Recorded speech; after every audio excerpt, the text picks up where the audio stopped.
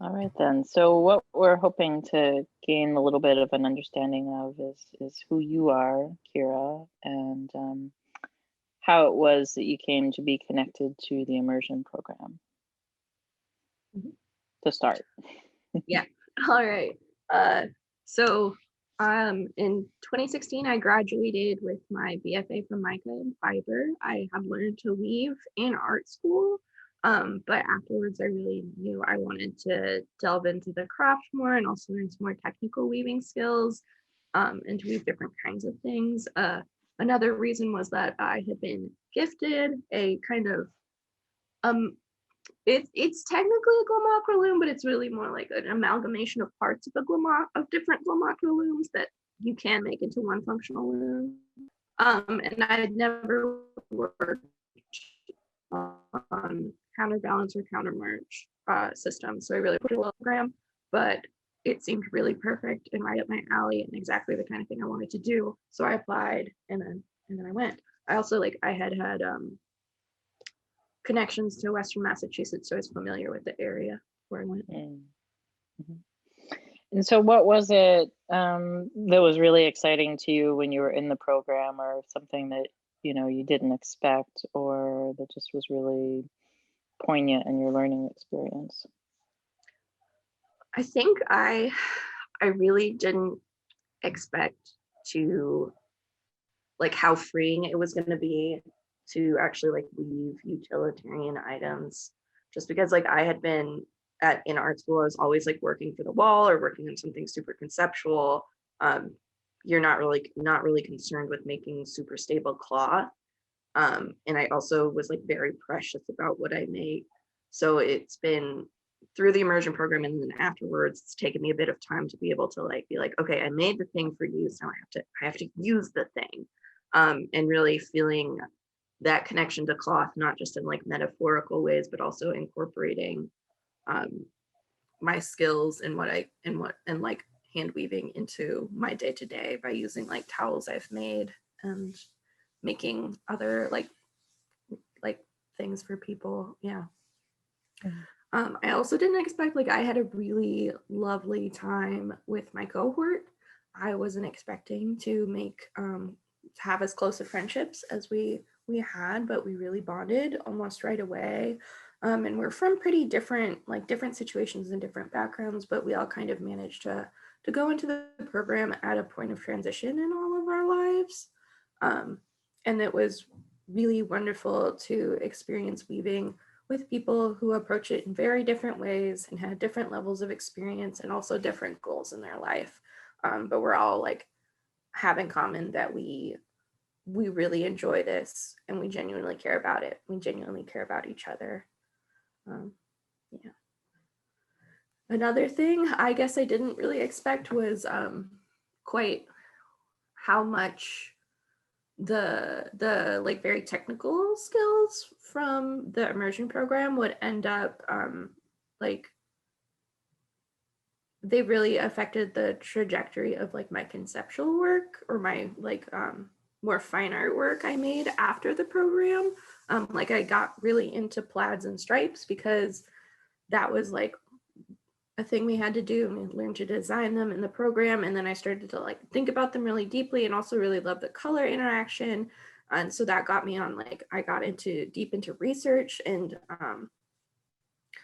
I also think that the knowledge of structure I gained from the program has really just been so fun. I love weaving notation, and now I can thoroughly nerd out on it and also incorporate that weaving notation as imagery in my compositions in a way that is maybe exciting only to me, but I'm sure it's exciting to more than just you. I'm sure there are plenty other people who are also nerding out over their love of that as well. Yeah. You want to say a little bit more about what it is that you're doing now and how, I mean, you already did speak to a little bit of how the program influenced you, but if there's any any other ways that you've noticed that in your current path, we'd love to hear it. Yeah, after the program, I was still traveling around a little bit more, but then I ended up moving back to Columbus, Ohio for a while, which is where I'm from. And I set up a little weaving studio in an extra room in my mom's house. And that was a really great way to keep myself productive and working when I was like in this, now I'm in grad school, but like kind of between undergrad and grad school. And I think having the sort of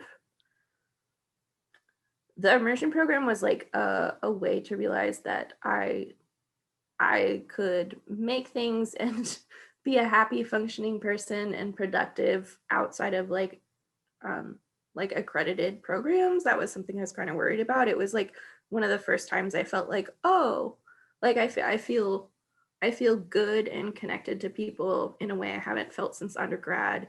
And going forward from that, I was like, I'm gonna really try to do what I can to feel good and connected to the people around me. And a lot of that was making connections to other weavers in the area and keeping up with the people I met online and that community. I also, yeah, I decided I am in grad school now, and I'm at Cranbrook, which has a very interesting history of Scandinavian weaving, although from the Finnish angle.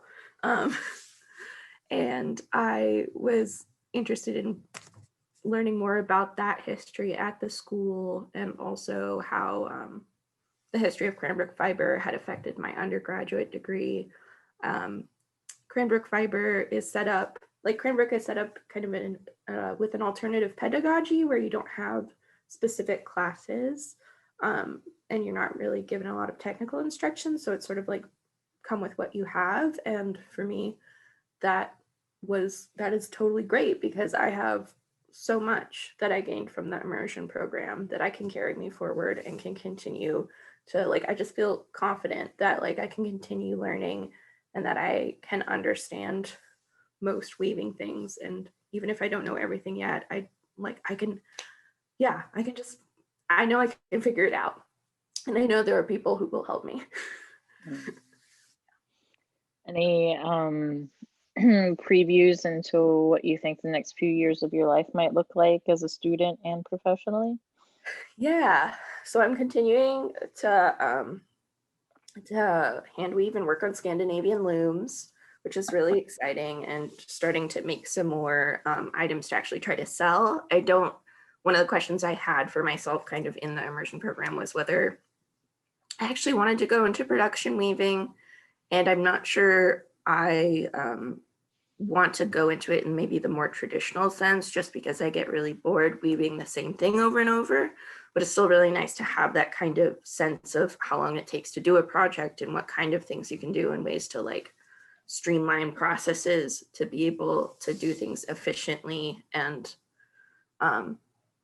but I am going to start selling a little more. I also have started taking on commissioned projects, which is exciting. And that has mostly been like little one-off things for family and friends, but I'm starting to get contacted by people who've seen my work on Instagram and want custom napkins. So that's really exciting. Another thing I'm doing at Cranbrook is I'm learning actually how to weave on the TC2, which is a jacquard loom. So it's computer operated. Each individual thread is controlled by a computer. So you have no limitations in terms of imagery or shafts or even structure. And I'm actually really excited to be able to combine my knowledge of hand weaving with this new technology, because I think a lot of people use the TC2 like a printer because you can just make photographic imagery, and that is cool, but it's also a loom. So like most recently I made a sample where I was using like the little kind of blocks of summer and winter to make pixels to like expand a pixelated image. And in that way, I'm combining my knowledge of structure and this new digital technology.